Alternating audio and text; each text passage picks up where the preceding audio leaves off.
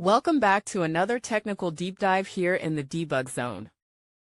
Today we're tackling a big question and breaking it down with insights from other users.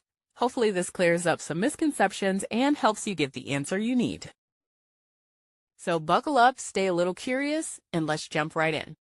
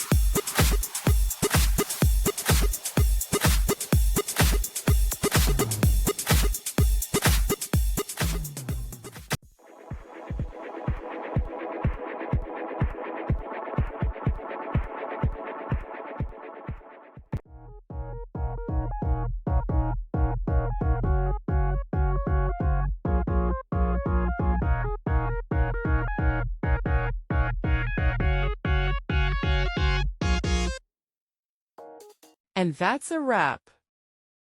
I hope you found the answer you were looking for. If you did, take a second to hit that subscribe button. It really helps out.